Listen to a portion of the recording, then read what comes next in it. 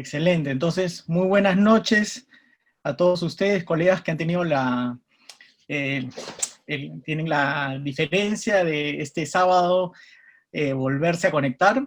Hoy tenemos la suerte y el gusto y además el placer de tener a la doctora Magali Buendía. Magali, bueno, digamos, tiene un amplio recorrido profesional en oftalmología y en retina y vitrio. Durante algunos años trabajó en el Hospital Nacional Edgardo Rebagliati Martins, y pues es un referente nacional en todo lo que es retina y vitrio. Seguramente se me escapan muchas de las cosas que Magali ha hecho a lo largo de su carrera profesional, pero sabemos que Magali es una de las personas de las que más aprendemos y es uno de los retinólogos más importantes de nuestro medio. Magali, gracias por estar con nosotros y te dejo con la plática. Muchas gracias por la invitación, Renzo. Y hoy día voy a hablar sobre membrana epimacular, cuándo operar y qué esperar de la cirugía. Y estos pacientes nos llegan a veces asintomáticos y descubrimos por tomografía o en el examen clínico la presencia de estas membranas, y entonces el problema es qué hacer, ¿no? Y lo importante es hacer un examen completo. A veces hay que sopesar la agudeza visual, los hallazgos en el examen, la tomografía. A veces tenemos que hacer una evaluación en el tiempo para decidir la mejor conducta y si es que tenemos que operar.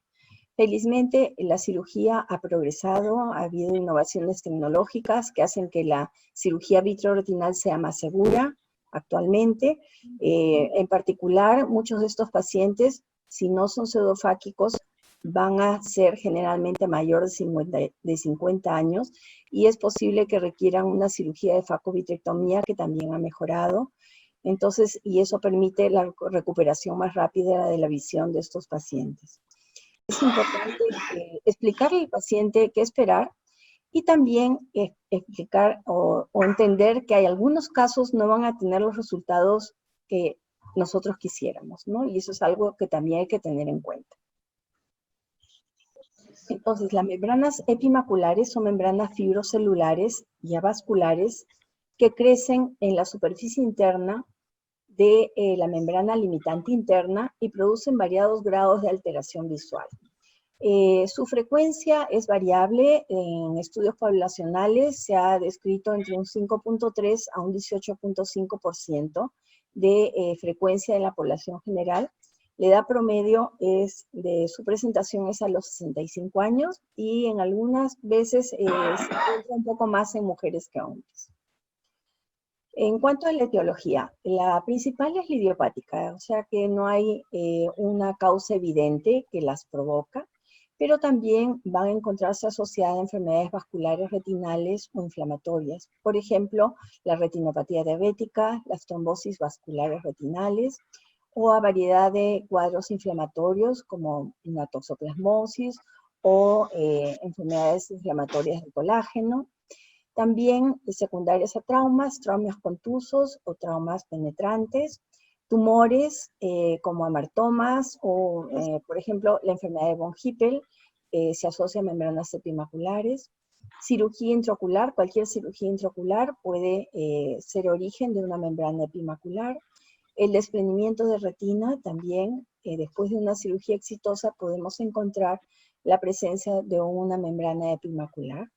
Y en estos casos el pronóstico a veces no es tan bueno, porque tenemos que tener en cuenta que es un paciente que ha tenido un problema o una mácula desprendida. Es importante el antecedente si la mácula ha estado desprendida o pegada por el desprendimiento de retina.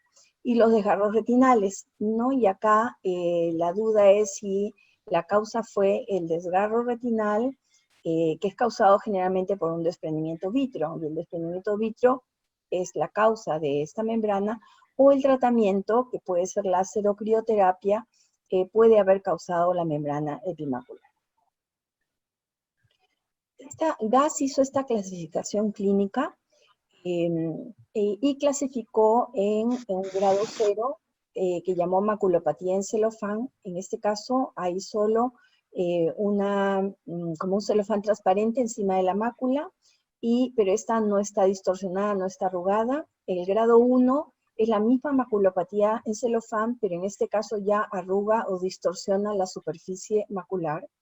Y el grado 2 es cuando esta membrana se engrosa y ya la podemos ver más evidente, a veces blanquecina, y se llama Packer macular. En este caso va a haber una mayor distorsión de la visión y peor visión.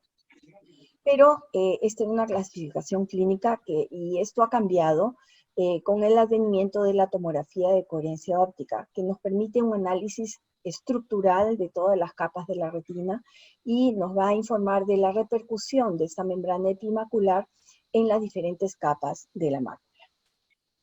Y vamos a hablar más adelante de esto. Entonces, es importante conocer los factores que afectan el pronóstico visual en estos casos. Y un factor muy importante es la agudeza visual preoperatoria. Con respecto a esto, si partimos de una agudeza visual muy baja, pues no esperaremos una gran mejoría de visión. Sin embargo, si partimos de una agudeza visual bastante buena, tampoco vamos a tener una gran mejoría de visión por un efecto de techo, ¿no? Entonces, probablemente escojamos operar agudezas visuales preoperatorias no tan malas, pero tampoco no tan buenas, ¿no? El tiempo que la membrana ha estado distorsionando la mácula, si es una membrana que ha estado muchos años distorsionando la mácula, sabemos que va a causar alteraciones estructurales en la misma y por más que nosotros la quitemos, estas no van a desaparecer y no va a haber una marcada mejoría en la visión. El grado de tracción, si esta tracción es muy marcada, pues también va a tener influencia en el pronóstico visual. Y la etiología de las membranas, aquellas que son idiopáticas tienen un mejor pronóstico que aquellas que son secundarias a, por ejemplo, traumas o alteraciones como un desprendimiento de retina o una retinopatía diabética, etc. Entonces, ya yendo a la tomografía de coherencia óptica, los mayores estudios han sido hechos sobre el daño retinal externo, es decir, aquellos que están en la retina más profunda. Y están descritos la disrupción del elipsoide, la alteración del espesor central foveal y la alteración de los segmentos externos de los fotorreceptores. Como podemos ver acá, en este caso, de este paciente que preoperatoriamente tenía una alteración en estas capas retinales profundas y en el postoperatorio no hubo una gran mejoría de visión, aunque podemos ver que hay ya se está viendo una reconfiguración inicial o no completa de estas capas retinales internas, profundas. Sin embargo, en los últimos tiempos se ha dado más importancia al daño retinal interno, porque la membrana epirretinal va a estar en contacto con estas capas retinales internas, y entre ellas está el espesor de la capa retinal interna y sobre todo la presencia de esta capa ectópica interna foveal, que podemos ver también en este caso, en esta posición.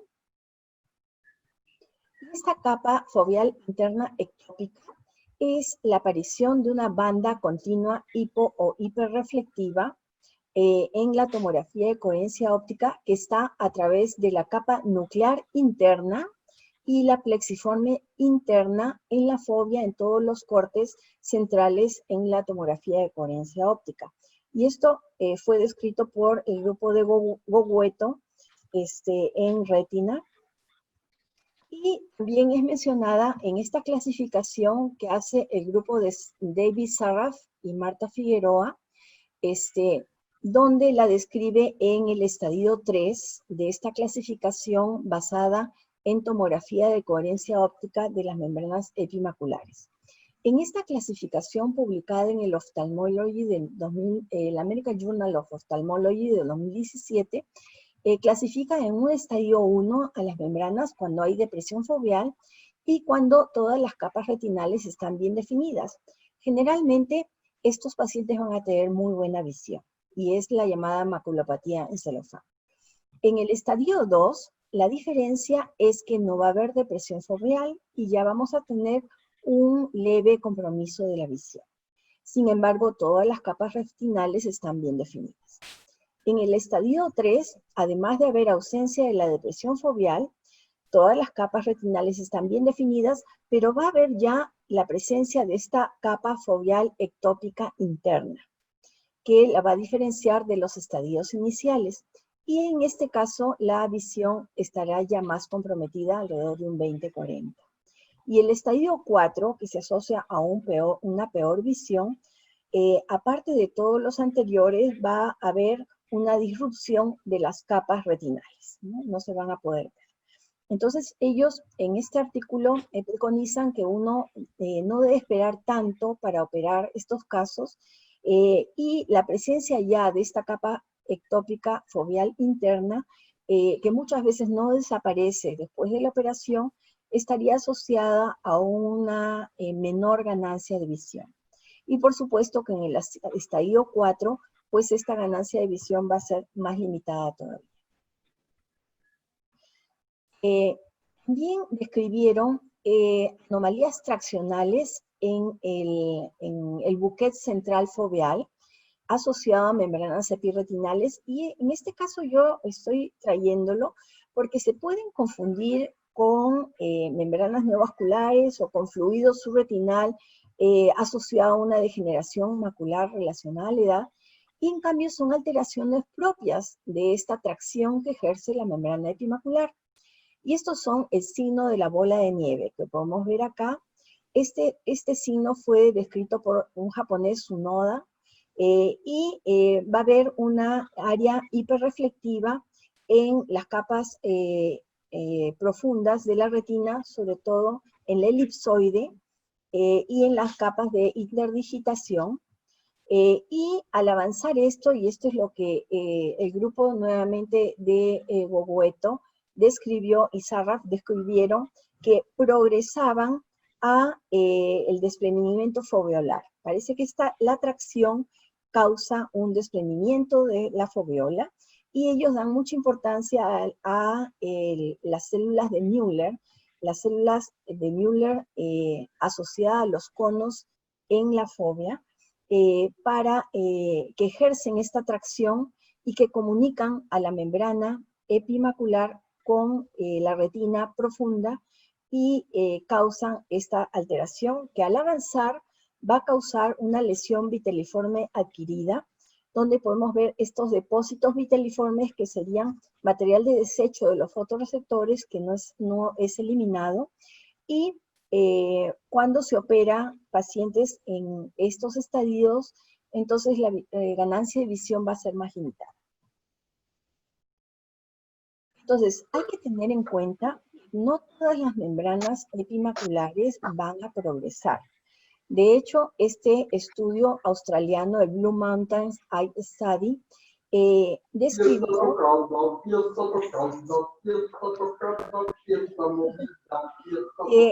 se mantenían iguales, o sea que no progresaban en casi un 40% de los casos. Progresaban en alrededor de un 30% de los casos y regresionaban en más o menos un 26% de los casos. Y hay que tener en cuenta que la maculopatía en celofán, de ella solo un 20% progresaba. Entonces, voy a mostrar dos casos de regresión, de casos míos de regresión de membranas epimaculares. Y este es el caso de una mujer de 54 años que yo operé de LASIK miópico hace 15 años, y tenía una miopía de más o menos 4 dioptrías, y la veo en septiembre de 2015 con una agudeza visual de 20-30. Veo la membrana epimacular, y había un espesor central de 392 micras. Y podemos ver cómo en este mapa de espesor, cómo la membrana está engrosando el área central de la mácula. Decido hacer una observación nada más, y en enero del 2016 la agudeza visual se mantuvo, pero empecé a notar que la membrana se estaba reduciendo. Y en junio del 2016 la agudeza visual se había mantenido, pero comparado con el espesor de inicio, se estaba manteniendo la reducción del espesor de 392 micras a 377 micras de espesor central. Y en julio del 2018 la agudeza visual incluso mejoró y pudimos observar cómo la membrana se separó de la superficie macular y se alivió, se redujo el espesor central a 261 micras. Y este es otro caso de un varón de 56 años, piloto de aviación, y los pilotos de aviación están muy preocupados por su visión, porque a ellos les exigen muy buena visión. Entonces, este piloto vino con mucha preocupación. Él tenía un antecedente de tratamiento láser de un desgarro retinal 7 años antes en ambos ojos, y en diciembre del 2018 lo veo con una agudeza visual de 20/50, con una membrana epimacular que engrosaba la mácula, pero esta no estaba tan central, era un poquito excéntrica, estaba sobre el haz papilomacular. Decidí observarlo y en enero del 2019 la agudeza visual había mejorado a 20/25. En este paciente le di Nevanac. Realmente muchos de estos pacientes les damos un antiinflamatorio no esteroideo tópico, por más que no veamos en muchos casos quistes o una causa inflamatoria en estas membranas epimaculares, pero en este caso en especial, lo que noté es que en el tiempo la visión se mantuvo, mejoró, incluso se reformó la depresión foveal y decidí acá suspender el Nevanac. Y en junio la agudeza visual se mantuvo, pero observé que el espesor, el engrosamiento aumentó. Y por lo tanto le reanudé el Nevanac.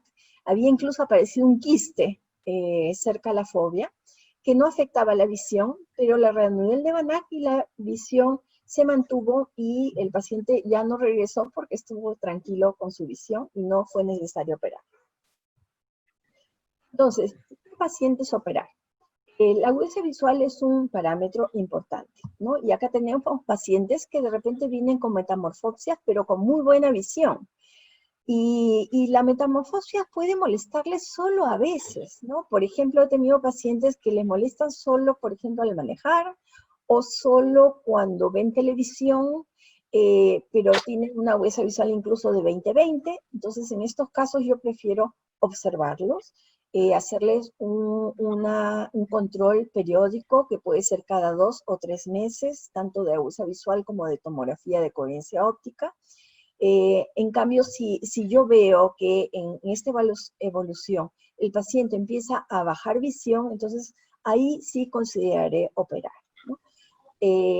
Tengo otros pacientes que vienen ya con una visión muy baja y sobre todo si esta visión baja la tienen mucho tiempo, tengo que explicarles que es posible que no mejore tanto su visión, pero también les puedo ofrecer la cirugía.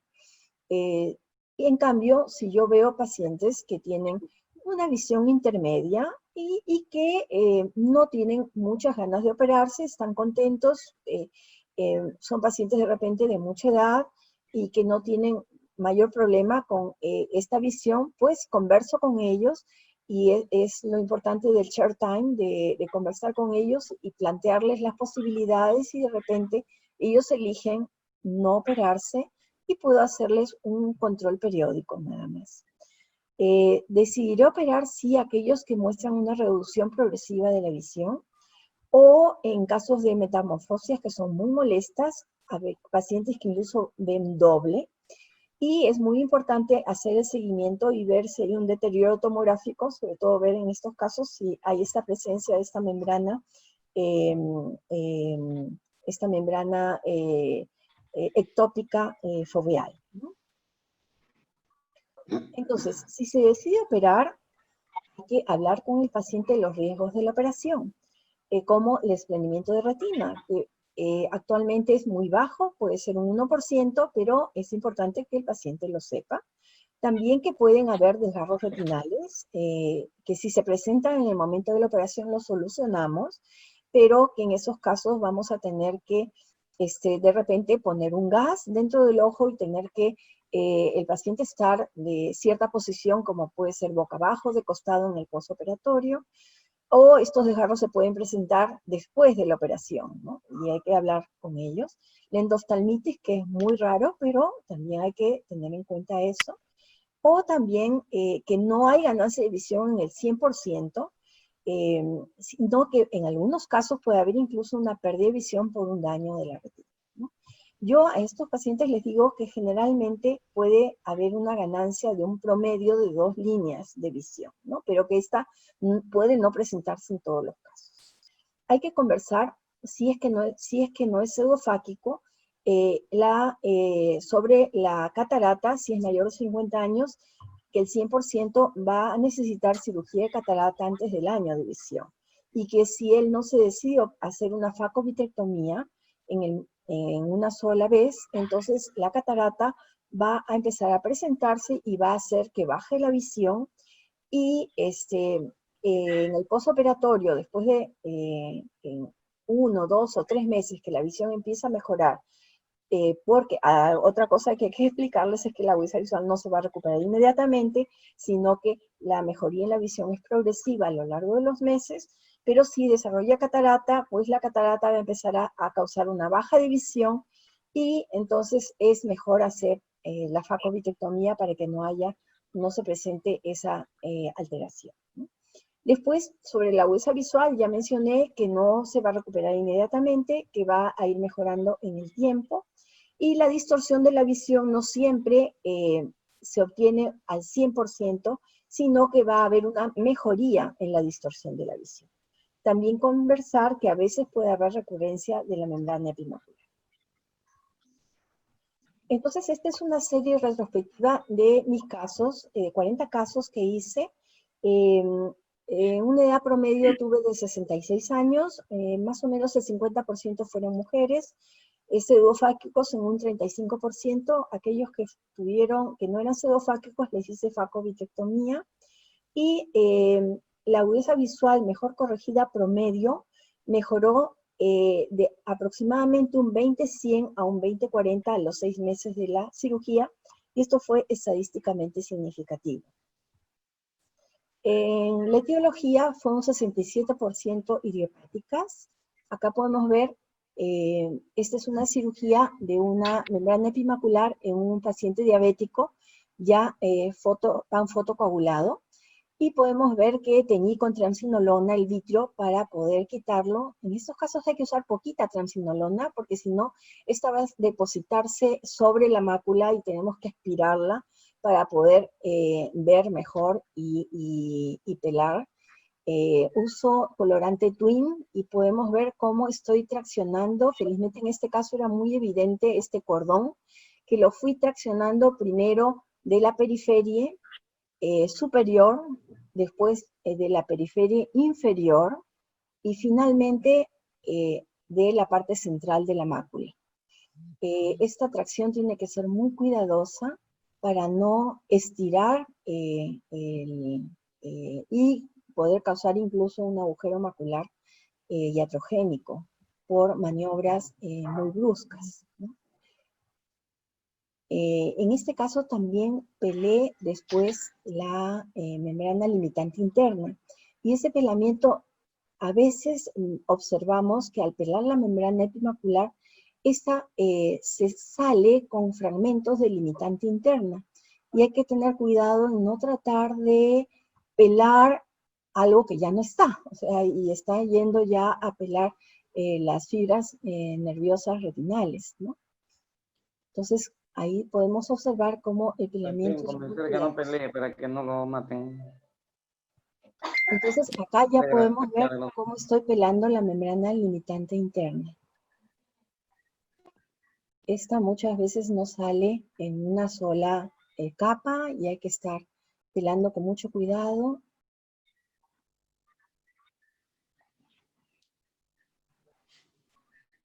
Entonces, en mis casos hubo membrana epimacular secundaria láser por desgarro retinal en 4 casos, post-crioretinopexia en 2 casos, por alta miopía y excimer láser en 2 casos, por trauma ocular contuso un caso, trombosis de vena central de la retina un caso, retinopatía diabética y toxoplasmosis ocular en un caso, y posvitrectomía con desprendimiento de retina y PBR severo en un caso. Como complicaciones, tuve desprendimiento de retina a las 5 semanas después de la vitrectomía en un paciente, edema macular en un paciente, reproliferación en un paciente y cicatrices del epitelio pigmentado en un paciente, como podemos ver acá, las cicatrices, pero que no afectaron felizmente la visión. Este es el caso de la reproliferación de la membrana epimacular y este es el caso de edema macular post vitrectomía, que lo ideal en estos casos es manejarlo con corticoides, ¿no? Y acá podemos ver cómo en otro caso de pelamiento de la membrana epimacular, como hay que hacerlo con mucho cuidado, hay que diferenciar la membrana epimacular de la limitante interna, ¿no? La membrana epimacular es más, se estira, es diferente, la membrana limitante interna se tiende a enrollar más bien, son diferentes, y en este caso encontré un desgarro retinal que si hubiera pasado inadvertido, me hubiera causado un desprendimiento de retina en el postoperatorio. Entonces, como ya mencioné, en este caso hay que tratar con endoláser y hacer un intercambio aire-fluido completo y dejar al paciente en posición durante una semana mientras el láser forma una cicatriz. Estos son otros casos. Por ejemplo, esta es una mujer de 71 años con una agudeza visual de 20/400 que fue operada en noviembre de 2014. Viene en diciembre de 2013 con la membrana epimacular. En marzo del 2014 la agudeza visual fue muy buena después de la cirugía en 2025, pero después empezó a desarrollar esta membrana epimacular.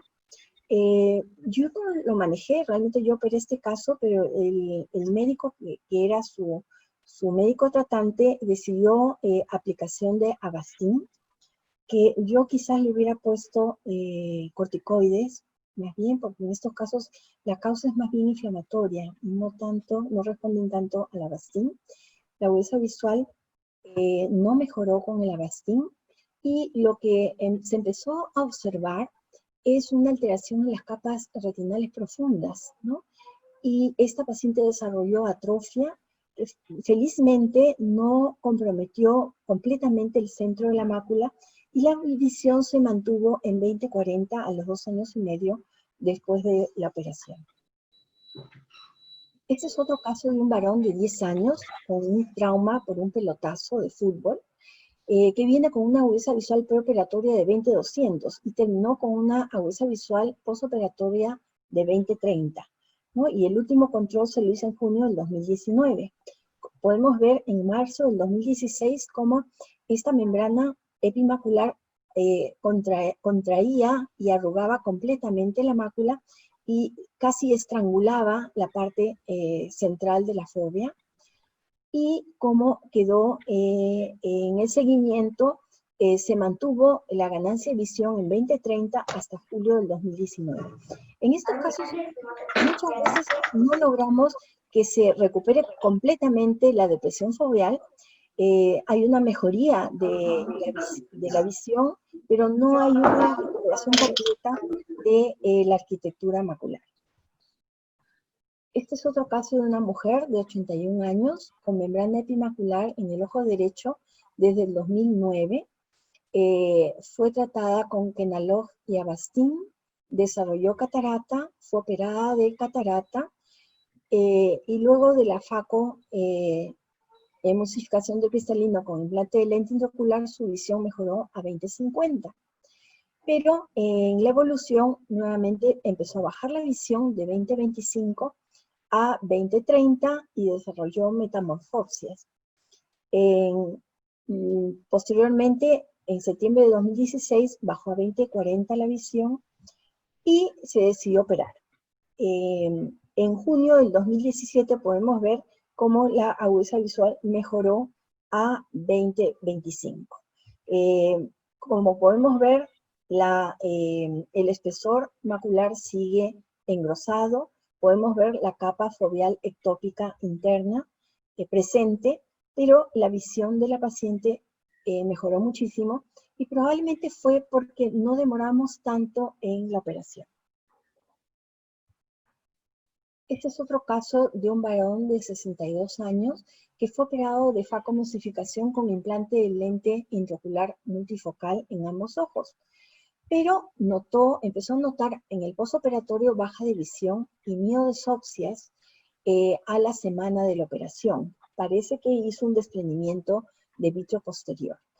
Y en septiembre del 2016 la agudeza visual había empeorado a 20-40 y había una membrana epimacular.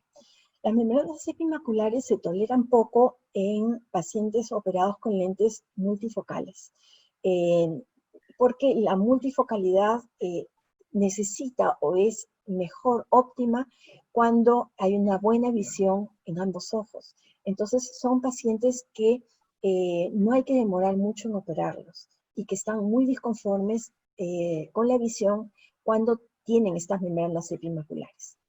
Entonces, en marzo del 2017, la agudeza visual había bajado a 20-50 y entonces se decidió operar y podemos ver cómo en septiembre del 2017 la agudeza visual había mejorado a 20-25-1 y podemos ver cómo la membrana que había engrosado y distorsionado la visión había desaparecido y había mejorado el contorno de la mácula.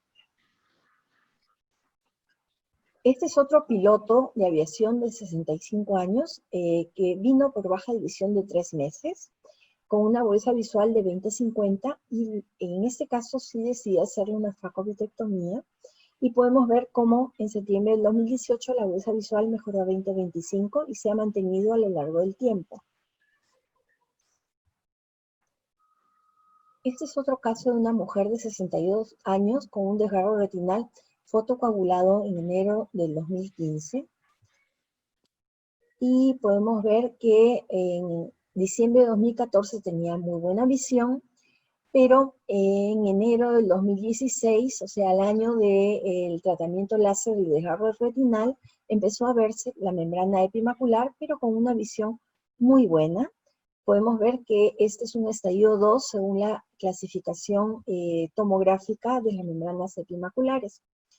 Y en mayo del 2016 bajó la visión a 20-30. En enero del 2017 la visión bajó a 20-80, podemos ver que ya este era un estadio 3 y se decidió hacer una facovitrectomía. Y podemos ver que después de ella mejoró la visión en marzo del 2017, o sea, a los 3 meses a 20-40 y a los 6 meses a 20-25. Este es otro caso de una mujer de 67 años que viene por baja de visión en el ojo derecho. Y la veo en abril de 2018 con una agudeza visual de 20-40 en el ojo derecho y en el ojo izquierdo de 20-20. En junio del 2018 la agudeza visual se mantuvo en 20-40, pero observamos cómo se había soltado la tracción vitreomacular en el ojo derecho y en el ojo izquierdo se mantenía una adhesión vitreomacular, pero con muy buena visión. Y pudimos observar que en este momento empezó a notarse la formación de un agujero macular en grado 0, y en julio del 2018 la agudeza visual se mantuvo, pero ella no estaba contenta con esta visión. De 14 pacientes es referente a las áreas. Entonces podemos ver que en septiembre del 2018 la agudeza visual mejoró a 20-30, pero empezó a formarse una membrana epimacular. Desapareció el agujero en las capas profundas y se empezó a formar un quiste en el otro ojo, en el ojo izquierdo. Sin embargo, se soltó la tracción vitreomacular en el ojo izquierdo. y la agudeza visual bajó ligeramente en el ojo izquierdo. En octubre del 2018, para que puedan ver que la patología en estos casos muchas veces es en ambos ojos, ¿no? En octubre del 2018 la agudeza visual se mantuvo en 20/30 y 20/25. Sin embargo, ella estaba muy fastidiada con la visión y con las metamorfopsias, y por eso en enero del 2019 decidimos hacerle una facovitrectomía.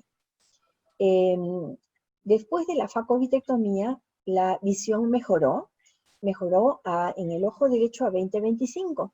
Y podemos observar que en el otro ojo empezaron a notarse unos quistes y la formación de una membrana epimacular. Entonces, esta paciente, pese a que la visión mejoró, que la arquitectura de su mácula se restableció, ella siempre está queriendo ver más. Me dice, pero no veo del todo bien, no veo tan bien. Y bueno, yo estoy tratando de no operarle el ojo izquierdo, porque es una paciente que va a querer ver perfecto, por más que siempre que la veo le explico y le digo que estas cosas no se obtiene la perfección y que esto es lo mejor que va a quedar. Pero hay que tener cuidado con los pacientes que tienen muchas altas expectativas de la cirugía, ¿no? Y hay que, por más que uno preoperatoriamente habla con ellos y les explica, y les vuelve a explicar en el postoperatorio, a veces quieren ver perfecto, ¿no? Y eso no logramos obtener. En conclusión, las membranas epirretinales pueden afectar la visión con el tiempo. Se pueden observar aquellas que tienen buena visión. Sin embargo, esperar mucho puede afectar el resultado visual. Muchas gracias y estoy atenta a las preguntas. Excelente, Magali, muchísimas gracias.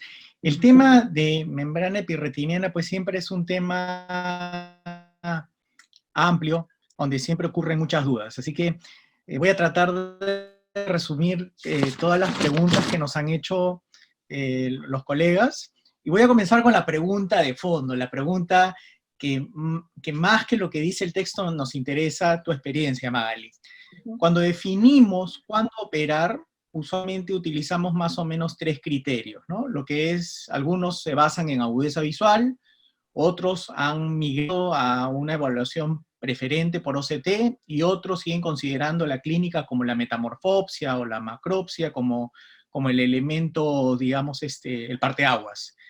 ¿Tú te basas más en alguno de estos 3 criterios? ¿Combinas? ¿Cuál es tu fórmula? Yo combino y hablo con el paciente, porque también depende del paciente. Hay pacientes que sí quieren operarse y hay pacientes que prefieren no operarse. Entonces eso me he dado cuenta, ¿no? Hay pacientes que sí quieren y además por su trabajo necesitan una visión muy buena, y hay pacientes que de repente no les interesa ver mejor y que sí tienen mucho temor de la operación, ¿no?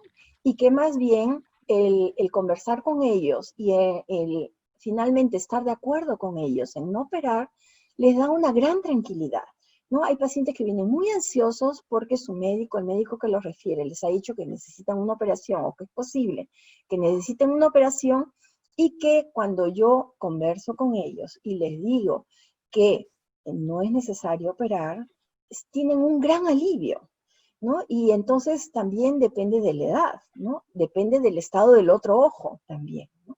Entonces mi decisión final también depende de lo que hablo con el paciente, ¿no? Hay pacientes que temen mucho las complicaciones, ¿no? Y que cuando yo les explico las complicaciones prefieren no operarse. Y hay otros que aceptan las complicaciones y sí dicen que deciden operarse, ¿no? Y muchas veces también lo que me sirve es decirles que en la primera consulta no tenemos que tomar una decisión y que pueden conversarlo con sus familiares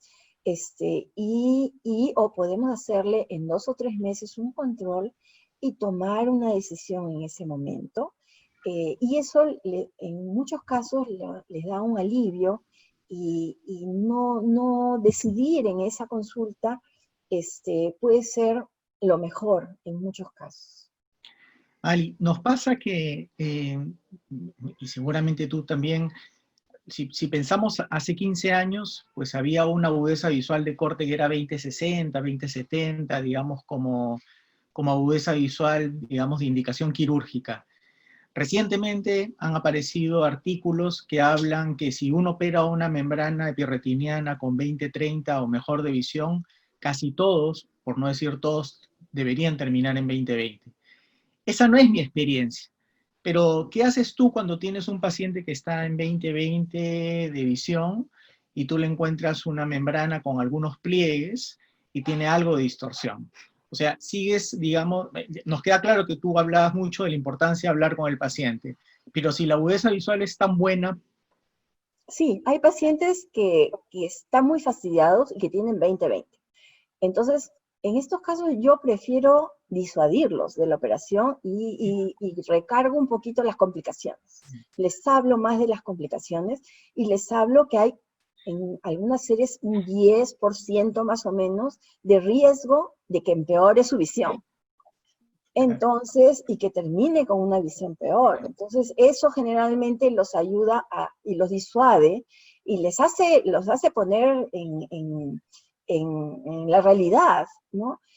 Porque a veces, claro, hay personas que piensan que en este siglo las cosas se arreglan, ¿no? Y si tengo miopía, me opero. Y si tengo catarata, me opero y quedo perfecto. Y todo es perfecto ahora, ¿no? Y hay que explicarles que no es así, ¿no? Que la mácula es un tejido muy delicado, que las técnicas han mejorado, pero que siempre hay riesgo de complicaciones y que hay un porcentaje de pacientes que empeora su visión y que si él está en ese porcentaje, se va a arrepentir de haber decidido operarse. Magali, hablabas en tu plática, cuando hablabas del OCT, y nos hacías una clara diferenciación de los daños de las capas internas y de las capas internas. En tu experiencia, ¿tú a qué le das más valor? ¿A la bola de nieve, a los cambios externos o a los cambios internos como predictores de pronóstico? Yo pienso que hay que darle importancia a todos. A los internos de todas maneras, o sea, a todo lo que sea la retina profunda es muy importante. Entonces, correcto, la alteración del elipsoide, de la zona de interdigitación, porque está hablando de un daño de fotorreceptores, eso va a ser limitante. ¿No? Ahora, felizmente eso no lo vemos siempre en las membranas idiopáticas o no con tanta frecuencia y más en las secundarias, ¿no? Pero ese es clave, ¿no? Porque si hay una alteración preoperatoria, no esperamos que desaparezca. Y eso va a limitar la ganancia de visión.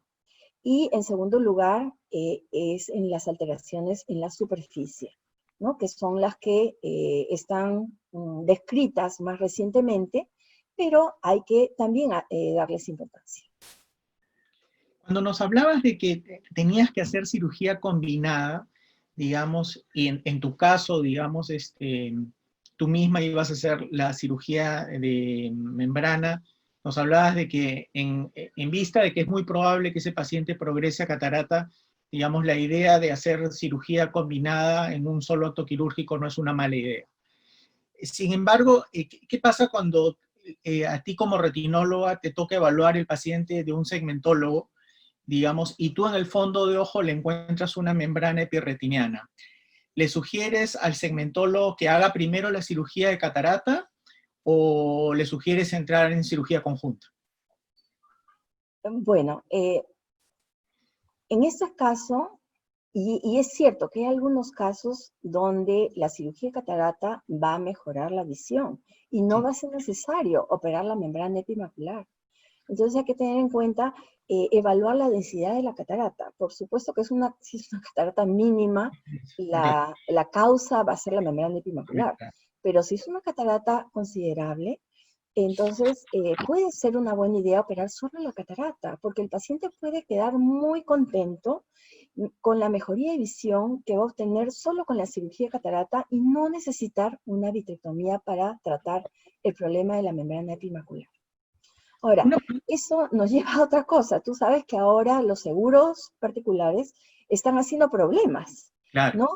Con la facovitrectomía y quieren reconocer solo un procedimiento y no todo. Y eso está haciendo que, no sé, yo no lo estoy haciendo, pero que consideremos la posibilidad de operar la catarata y después a la semana o al mes operar la membrana hipermacular, pero yo no estoy de acuerdo, porque de todas maneras, son dos procedimientos más movilidad, o sea, no es lo ideal es hacer una facovitrectomía, ¿no? Pero hay que tratar de ponernos firmes y unidos con las aseguradoras, que ya de por sí la cirugía de vitrectomía está mal pagada. Pagan más por una faco que por una vitrectomía, ¿no? Y encima ahora no quieren considerar como complejo o como doble procedimiento y solo pagarnos un solo procedimiento. ¿Sí? Sí, pues es terrible. Magali, en el tema del lente intraocular, cuando tú vas recién a considerar utilizar la catarata, ¿tienes algún considerando en la selección del lente? Y para acompañar esta pregunta, te hago una pregunta paralela. Si tú tienes un paciente que ya tiene un lente intraocular multifocal y vas a decidir operar una membrana, pregunta uno de los colegas si considerarías cambiar el lente multifocal. No, por supuesto que no. Okay. Yo pienso que de todas maneras la manipulación de sacar un lente intraocular multifocal es riesgosa y de todas maneras va a mejorar la visión. Y en la experiencia que he tenido con lentes multifocales, que no es muy amplia, pero van bien, ¿no? Mejora la visión y están contentos los pacientes. Siempre y cuando mejore la visión, ¿no? Y si no esperamos mucho, esos pacientes que no van a esperar mucho, porque les molesta mucho la membrana epimacular, entonces el resultado va a ser bueno. ¿Qué es diferente? Si decidir poner un lente intraocular multifocal en una persona que tiene una membrana epimacular, que por supuesto que no, ¿no? Porque un lente intraocular multifocal se coloca a una mácula que esté muy bien, no en estos casos. Ahora, y con respecto al lente intraocular, muchas veces, y eso es porque la membrana intraocular al engrosar la mácula puede alterar un poco el cálculo del lente intraocular. Tiende a haber un shift miópico en estos casos, ¿no? Hay que explicarle al paciente que puede ser que quede con un poquito de miopía, ¿no? Y en la experiencia uno puede tratar de dejarlo tender un poquito a la hipermetropía para tratar de que quede emétrope el paciente, ¿no? Eso también. ¿Cuánto tiempo de espera le dices a tu paciente una vez que, porque muchas veces los pacientes cuando llegan uno les explica el procedimiento y el paciente tiene una expectativa, digamos, de que pelada la membrana, digamos, la recuperación de la metamorfopsia o de la baja visual va a ser relativamente pronta. ¿Cuál es el intervalo de tiempo que tú le dices a tus pacientes y que para ti mismo esperas para ver, digamos, resultados positivos luego del pelamiento? Yo les digo 6 meses. 6 Yo les digo meses. 6 meses y que la mejoría de visión va a ser progresiva a lo largo del tiempo, y por más que se les dice en el preoperatorio, igual hay que decirles a cada rato, porque parece que les entra por aquí y les sale por allá. Entonces, no se acuerdan. Entonces hay que insistirles, ¿no? Por si acaso, ¿no? Y más, y hay que decirles, por ejemplo, generalmente se deja una pequeña burbuja de aire, ¿no? Y explicarles qué es el aire, ¿no? Que va a haber una sombra oscura redonda que se mueve los primeros días después de la operación porque se asustan, ¿no? Sobre todo si operamos pacientes con buenas visiones, ¿no? Se asustan en el postoperatorio. Hay que explicarles muy bien lo que van a esperar en el postoperatorio, ¿no? Y en el caso que se tenga que llenar completamente la cavidad vitral de aire o gas, hay que explicarles que no se ve, que se ve a través de una pecera, ¿no? Lo que me sirve mucho es decirle, porque el paciente dice, no veo, no veo, ya. Quizás no en el primer día, pero en el segundo, tercer, cuarto día postoperatorio le digo, vea su mano o mire el reloj, mírelo de cerca y van a verlo y, ¡ay, qué bien lo veo! Como si fuera una lupa, ¿ves? Es que estás viendo, sino que se ve como a través de una pecera. Es normal ver así a través del aire, ¿no? Entonces, pero la mejoría de visión, les insisto, que va a ser progresiva. Y si empiezan a notar al mes que mejora, porque muchas veces al mes ya mejora, digo, oh, qué bien, está yendo perfecto, mire, en lugar de mejorar a los 6 meses, está ya mejorando al mes. Y así hay que alentarlos. Sí. Hay dos preguntas asociadas. Una pregunta es, ¿cómo enfrentas el hacer pelamiento, bueno, considerar hacer un pelamiento de una membrana epiretiniana cuando hay una segunda maculopatía de por medio? Por ejemplo, una degeneración macular que aparentemente está algo avanzada, o de repente alguna distrofia, o algún antecedente de alguna lesión, digamos, por atrofia, como una atrofia miópica. O sea, ¿cómo enfrentas tú cuando el paciente tiene una maculopatía, digamos, una segunda maculopatía? Y lo otro es, en el caso de los edemas maculares quísticos, que tienes que retirar la membrana y que sabes que hay, sobre todo cuando es muy, muy quístico, digamos, hay un riesgo de destechamiento de la mácula. ¿Cómo manejas esos dos escenarios? Ya, en el primer caso, que hay una patología concurrente, entonces eso le explico al paciente que va a limitar la mejoría de visión y que probablemente hay que evaluar qué tanta atrofia hay o qué tanto daño hay y qué tanta alteración produce la membrana epimacular, ¿no? Y la tomografía nos sirve para eso. Y, y entonces hay que explicarle al paciente que su expectativa de visión va a ser limitada. Y incluso a veces no necesariamente hay daño macular, puede haber un glaucoma o un glaucoma avanzado.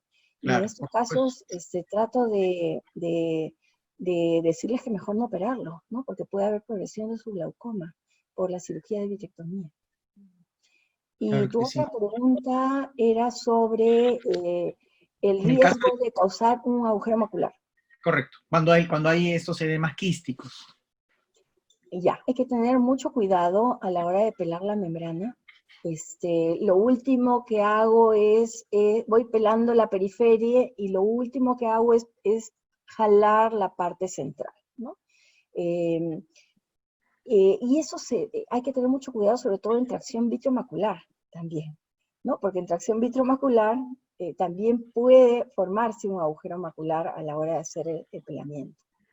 Y hay una técnica ahora donde el pelamiento de la membrana limitante interna se hace dejando la parte central intacta, ¿no? O sea, pelas la membrana epimacular y de ahí pelas la limitante, pero no la parte central de la limitante, en este caso no es por el riesgo de causar un agujero macular, sino que se ha descrito al pelar la limitante se está alterando los pies de las células de Müller, ¿no? Y se han descrito alteraciones post-pelamiento de la membrana limitante interna que no necesariamente afectan la visión, y esta se ha visto dos sobre todo, que es un edema de la capa de fibras nerviosas retinales en el área arcuata. Este edema generalmente mejora a los 3 meses después de la operación y se ha visto unos dimples, que son como hoyuelos en esta superficie de la capa de fibras nerviosas retinales superficiales de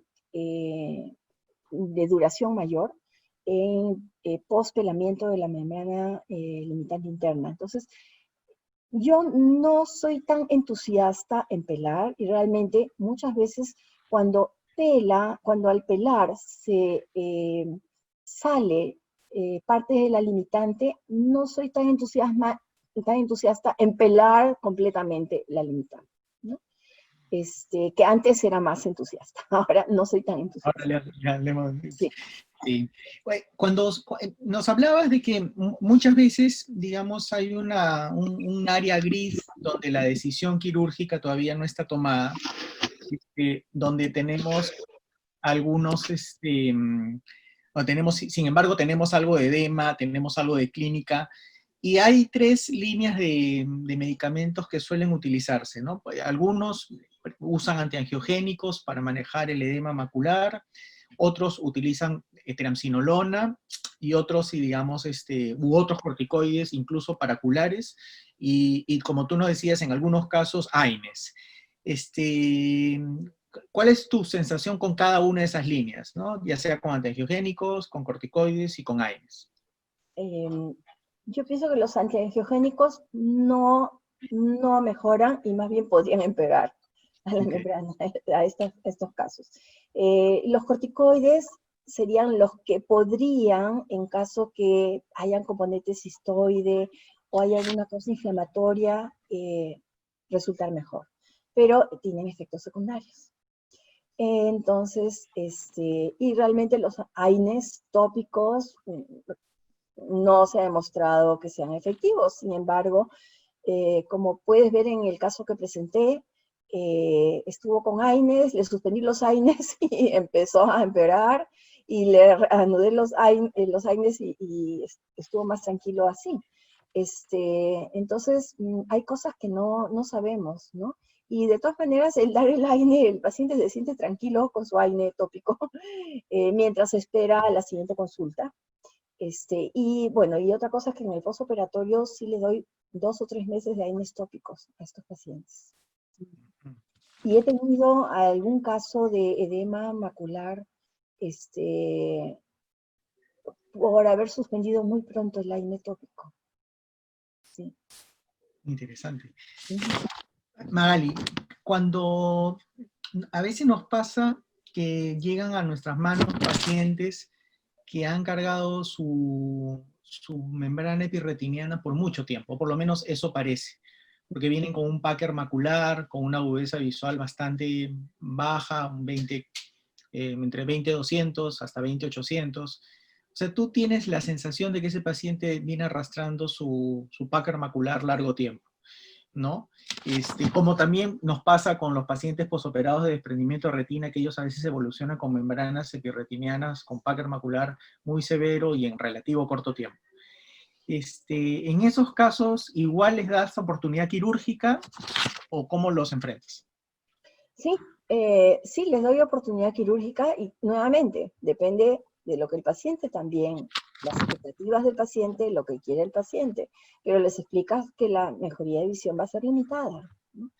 Y les explican los riesgos y todo, y finalmente toman la decisión, ¿no? Puede ser que sea un ojo único y que quiera ver mejor, o puede ser que el otro ojo tenga un problema y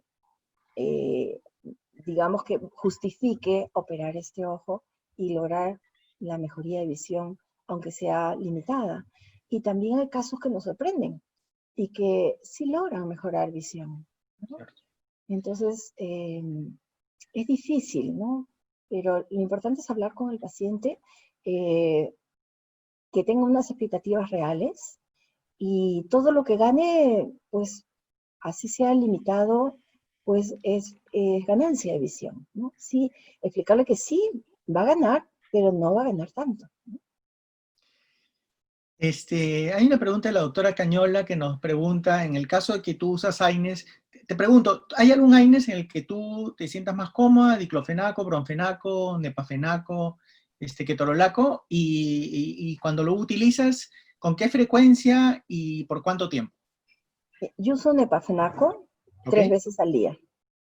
Sí. Ajá. Y lo más prolongas sí, mientras todavía no hay, tomas la suele ser decisión. 2 o 3 meses, porque generalmente los controlo en 2 o 3 meses. Le hago un OCT al segundo o tercer mes después de la presentación inicial. Y en el postoperatorio son 2 a 3 meses que les mantengo el AINE. Sí. Para terminar, Magali, la última pregunta, porque te hemos abrumado a preguntas.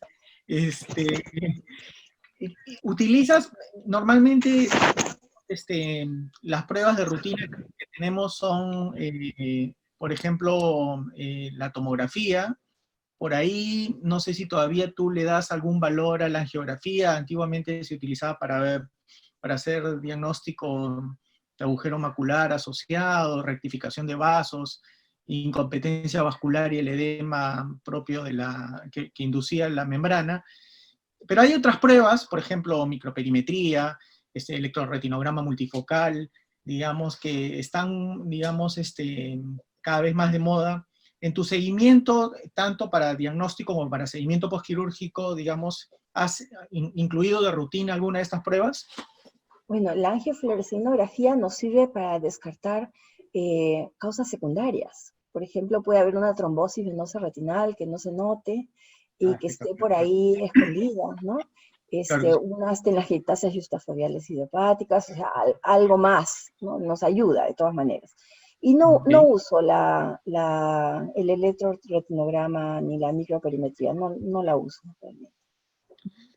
Listo, Magali, muchísimas gracias por haberte tomado un espacio de tu sábado y el sábado de todos, por venirnos a ilustrar. La verdad que muy claro, muy objetivo, orienta la decisión de muchas personas que, digamos, a veces dudan sobre cuál es el correcto manejo y el correcto abordaje de estos pacientes con membrana epiretinal. Agradecido tremendamente por tu disposición. Gracias a ti, nuevamente. Chao. Gracias a todos y nos vemos la próxima semana. Ahora les voy a hacer llegar prontito la nueva lista de los invitados. Tenemos ponentes de lunes a sábado. Hasta luego.